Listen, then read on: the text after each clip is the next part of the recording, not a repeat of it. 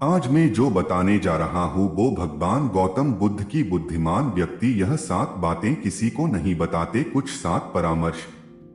ये 7 बातें आपकी जीवन में बेहद जरूरी है।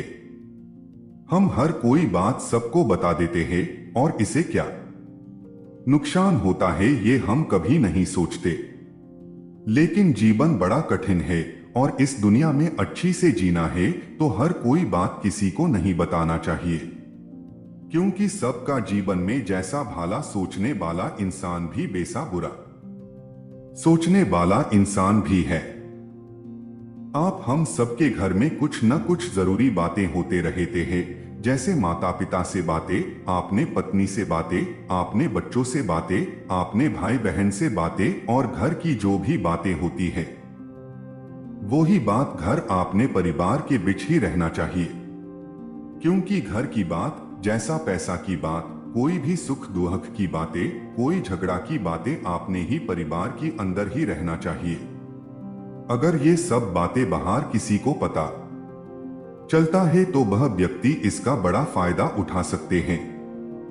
इसलिए हमेशा घर की बातें किसी को नहीं बताना चाहिए। एक बात जो लगभग सभी ने बचपन से सुनते आ रहे हैं कि धीरे बोलो कोई सुन ना ले, ये बात हम सबके कानों में पड़ी होगी और हमारे मुंह से भी निकले होगी। लेकिन सोचने वाली बात यह है कि ये शब्द कब कब हमारे मुंह से निकलता है और कब कब हमारे कानों में पड़ता है, क्योंकि ऐसी काम ही गुप्त राज होते हैं जो हम दूसरों की कानों में पड़ने नहीं देना चाहते। अक्सर परिवार में अशांति का कारण हम खुद ही होते हैं। हम इस बात को देख पाए भले ना देख पाए, पर यह असल सत्य है, क्योंकि जाने अनजाने मूर्खता भी शाम खुद ही अपनी वो बातें दूसरे को बता देते हैं जो हमें कभी भी नहीं बताना चाहिए, और वही जो जाने अनजाने हमने किसी दूसरे को सामने बता देते हैं वही हमारे दुख की कारण बन जाता है, वही हमारे झगड़े का कारण बन जाता है। और फिर बाद में हमें पछतावा होता है कि मुझे ये बात किसी को बताना नहीं चाहिए था, मेरी गलती की वजह से मैंने जाने अनजाने ये बात सभी को बता दिया। इसलिए आज की जो भगवान बुद्ध की कहानी में आपको सुनाने वाला हूं उसे सुनने के बाद आपको 7 ऐसी बातें पता चलेगा जो आपको कभी किसी को नहीं बताना है। ये जो 7 बातें हैं जो किसी को नहीं बताना है। तो चलिए शुरू करते हैं आज की कहानी। बुद्धिमान व्यक्ति यह 7 बातें किसी को नहीं बताते। एक समय की बात है, एक नगर में पिंकू नाम का एक लड़का रहता था। वह लड़का बहुत ही गरीब परिवार से था, कुछ पैसा नहीं था उसके पास, 2 वक्त की दाल रोटी भी बड़ी मुश्किल से उसके नसीब होता था। वह लड़का किसी काम की तलाश में दिन रात खोज करने की बाद में भी उसे कोई काम नहीं मिल रहा था। फिर वह लड़का अपने पत्नी के सामने अपनी सारी परेशानी, सारी समस्या बता दी। उसने अपनी पत्नी को कहा कि मैं जिस जगह भी काम मांगने के लिए जाता हूं तो हर कोई मुझे ये कहकर काम नहीं देता कि हमारे यह कोई काम की जगह खाली नहीं है। मैं बहुत काम ढूंढा फिर भी मुझे कोई काम नहीं मिला। मैं काम की तलाश करते करते थक चुका हूं। मुझे समझ नहीं आ रहा है कि मैं तुम लोगों का पेट कैसे पलूं, ये परिवार कैसे चलेगी, आपने बच्चों को कैसे बड़ा करूंगा, और ये चिंता मुझे दिन रात खाए जा रहा है। ये सुकर उसकी पत्नी ने कहा कि तुम एक आदमी के पास सिर्फ एक बार ही काम मांगने के लिए जाते हो और जब वह काम नहीं देता तो तुम दोबारा जाते तक नहीं हो। अगर उनसे काम लेना है तो तुम्हें हमदर्दी जतनी होगी, तुम्हें उनसे हमदर्दी हासिल करनी होगी, अपनी गरीबी दिखानी होगी, ताकि वह लोग तुम्हारी मजबूरी देखकर तुम्हें काम पर रख ले। इसलिए शर्म मत करो और उन्हें अपनी मजबूरी बताओ, अपनी गरीबी बताओ और इसी उपाय से तुम काम पा सकते हो।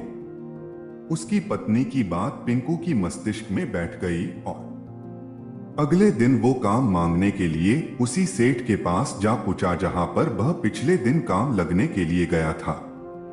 लेकिन इस बार उसने हाथ जोड़कर उस सेठ से प्रार्थना की, उससे विनती की कि मैं बहुत गरीब हूं और मेरा परिवार भूखा है, मेरे 2 छोटे बच्चे हैं, मुझे काम की बहुत जरूरत है। वो जो कुछ भी पैसा देंगे वो उससे ही संतुष्ट हो जाएगा, पर कृपा करके मुझे आपने यहाँ पैर काम पे रख ले। उसकी ये हालत देखकर उस सेठ ने उसे आपने पास काम पे रख लिया। वह रोज वहां पर काम पर जाने लगा। अंदर ही अंदर वह बहुत खुश तो कि उसे काम तो मिला, लेकिन उसे तनख्वाह दूसरे लोगों से कम मिलता था। वही काम जो दूसरों लोग कर रहा था उन्हें ज्यादा तनख्वाह मिल रहा था और पिंकू को कम तनख्वाह मिल रहा था। जब इसकी बारे में सेठ से कहा तो सेठ ने कहा कि देखो भाई, तुम्हें काम की जरूरत थी और मैंने तुम्हें काम दिया। मेरा धन्यवाद करने की बजाय तुम मुझसे शिकायत कर रहे हो। ये कैसी इंसानियत। सुनकर पिंकू वहीं पर चुप हो गया। बात का बात कहीं ना कहीं सत्य थी। सेठ ने तो उसे मजबूरी के हिसाब से ही उसे काम दिया था और इसलिए वह उसे अपने अनुसार ही वेतन देता था। लेकिन धीरे धीरे ये बात आपने दोस्तों और आपने रिश्तेदारों को भी बताना शुरू कर दी कि उसका सेठ कैसा आदमी है और उसे कितना वेतन देता था। समय बीतता गया और पिंकू पूरी लगन के साथ आपने काम करता था, लेकिन अब परिस्थितियां बदलने लगी थी। सेठ अब पिंकू से दूसरों लोगों से ज्यादा काम लेता था और उनसे कम तनख्वाह उन्हें देता था।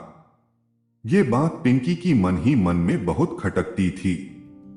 वह दूसरों से ज्यादा मेहनत कर रहा है और उनसे कम तनख्वाह पा रहा है। इससे उसका आपने आत्मसम्मान को बहुत चोट पहुंची। अब धीरे धीरे उसका मन अब काम से हटने लगा। उसका मन काम में लगता ही नहीं था। जाहिर सी बात है कि ऐसा जगह किसका मन लगेगा जहां आदमी को अपने आत्मसम्मान के साथ समझौता करना पड़े। इसलिए जल्द ही उसने अपने काम छोड़ दिया और वह घर पर आकर खाली बैठ गया। अब उसके पास घर का खर्चा चलने के लिए भी पैसा नहीं बचे। इसलिए वह अपने रिश्तेदारों और अपने दोस्तों से सहायता मांगने शुरू कर दिया। लेकिन उसका दोस्त और उसका रिश्तेदार उसके सामने तो उसे दया की पात्र समझते थे, उसे दिलासा देते थे, लेकिन उसका पीछे उसका मजाक उड़ाते थे। वह कहते थे कितना बेवकूफ है, सेठ ने इतना काम लिया और बेचारा को पैसा भी नहीं दिया। अरे हम इसको पैसे दे दे तो ये कल हमारा भी पैसा वापस कर पाएगा। इसकी पैसा देने की हालत है, काम तो इसके पास कुछ भी नहीं, पैसा कहां से लाएगा। और इसकी वजह से पिंकू की हालत दिन ब दिन खराब होती जा रही थी। अब वह दिन रात तनाव में रहे लगे। वही दोस्त, वही रिश्तेदार जो उसकी आपने होने का दिखावा करते थे और भी उसे दया का पात्र समझता था, उन्हें उसके ऊपर तराश आ रहा था। सब लोग आकर उसे ज्ञान तो बहुत देते थे, लेकिन कोई भी उसे सहायता नहीं करता था। और अक्सर ऐसा ही होता है, ज्ञान देने वाले तो बहुत मिल जाते हैं, लेकिन मदद करने वाले, उंगली पकड़कर, हाथ पकड़कर आगे चलने वाले कितने लोग मिल जाता है। एक दिन उसे पता चला कि पड़ोस की गांव में एक बुद्ध भिक्षु आया हुआ है जो बहुत ही ज्ञानी है। पिंकू इतना तनाव में था कि उसे कोई रास्ता ही नजर नहीं आ रहा था। इसलिए जाने अनजाने वह बुद्ध भिक्षु के पास पहुंच जाता है। वहां जाकर सीधा बुद्ध भिक्षु के पैर में गिरकर रोने लगता है। पिंकू रोते रोते अपनी सारी परिस्थिति बताता है। उन्हें बताता है कि किस तरह उसके सेठ ने उसका फायदा उठाया और उसके रिश्तेदार, दोस्त उसके साथ कैसे व्यवहार करते हैं। सारी बात सुनकर बुद्ध भिक्षु ने उसे चुप करते हुए कहा कि ये सारी समस्याएं तुम्हारी बुद्धिहीनता, तुम्हारी मूर्खता के कारण उत्पन्न हुई है। तुम्हारा अंदर विवेक होता तो इनमें से एक भी समस्या तुम्हारे चित्त को दुखी नहीं कर सकती थी, लेकिन तुमने अपनी अविवेक के कारण, अपनी मूर्ख क्षमता के कारण खुद ही आपने रास्ते में कांटे बिछा दिए हो।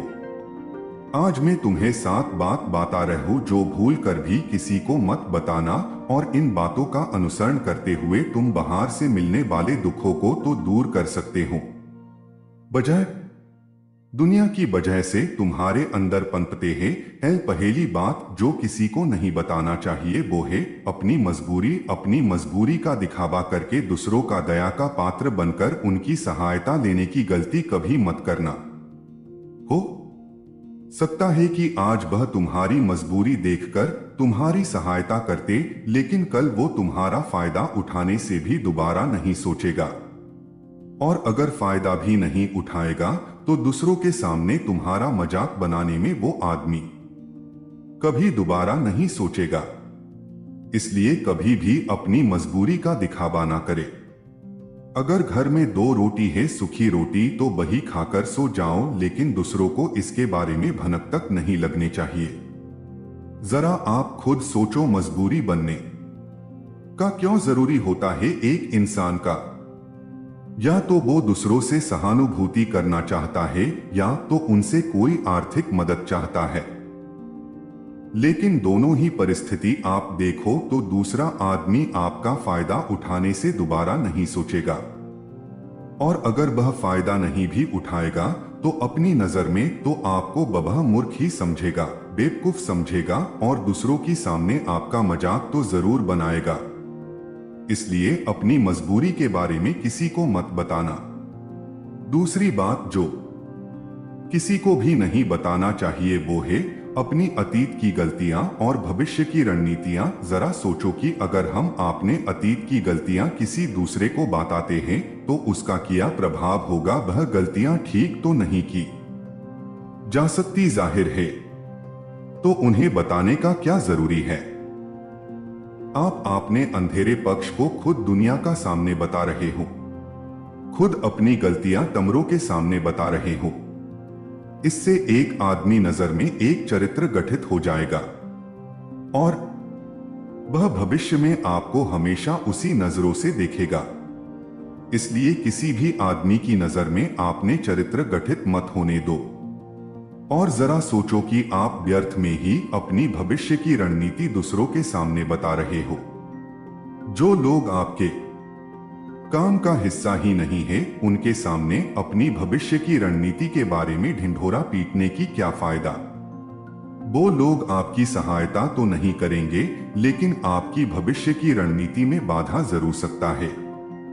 आप खुद अपनी विवेक का इस्तेमाल करिए और सोचिए कि आपके साथ भी ऐसा हुआ कि आपने अपनी भविष्य की रणनीतियां किसी को बताया हो और वह रणनीति कभी भी कामयाब ना हुई हो।